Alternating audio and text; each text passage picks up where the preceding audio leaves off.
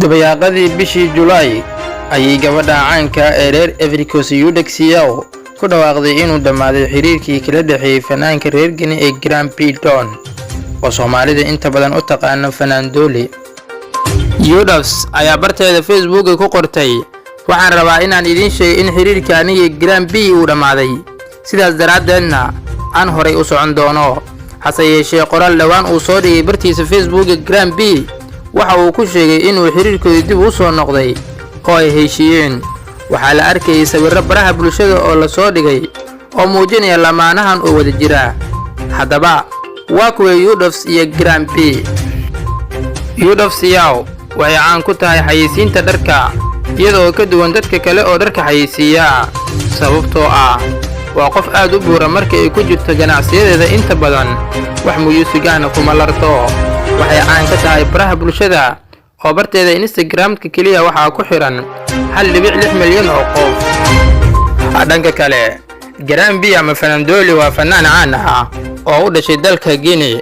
muuqaalaan waxa uu eegay qof daayar balse daahan waa nin aad iyo aad u weyn.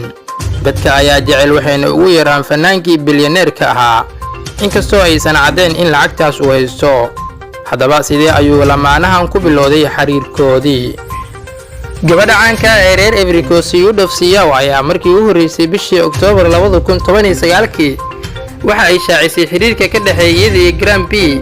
wax yar kadib markii ay shaacisay barteeda Instagram-ka waxa ku soo xirmay dad 1 milyan kor u dhaafaya. kadib waxa ay sheegtay in iyada iyo fanaanka caanka ee reer Guinea ay si wadajir ah u qabanayaan riwaayad faneed. xitaa markaas waxa ay raacisay qoraalkeeda in ay ku sheegtay in uu yahay ninkeeda inkastoo uusan noqon ilaa bishii sanadkii 2020 oo ahayd markii ay shaaciyeen meherkooda. qoraalkaas xitaa waxa ay ku sheegtay inay waalidiinteeda ayna ku raacsaneen guurka Grand Prix. waxa ay sheegtay taageerayaasheeda inay weydiiyeen sababta afka ugu dhunsanayo mar walba balse waxay ugu jawaabtay inuu jecel ka dhaxeeyo. waxay qoraal kooban soo dhigtay barteeda Instagram-ka ay ku sheegtay in xiriirkooda ay ku faraxsan tahay aysan wax dhib ah ku qabin muuqaal ahaantiisa ama farqiga u dhaxeeya labada marka laga hadlayo jir ahaantooda. fanaanka ayaa had iyo goorba ka soo dhex muuqda baraha bulshada ee Soomaalida inta badan isticmaasho iyadoo inta badan ay ku maadeystaan iyagoo eegayaan qaab muuqaalka labada lamaane ee aadka u kala fog.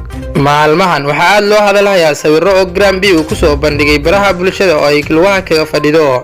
dadka Soomaalida ayaa sawirkaas siyaabo kala duwan u soo qaateen. qaarkood waxa ay soo bandhigeen sawirkaas oo ay ku soo barbardhigeen Grand Prix oo isbitaalka yaala iyagoo ay ku soo qoreen before iyo after. haddaba daawade sidee adiga arrinkan kula muuqataa? aragtidaada qaybta hoose noogu reeb. sidoo kale daawade muuqaalkan si uu dad badan u gaaro fadlan inoo sii share garee. mahadsanid.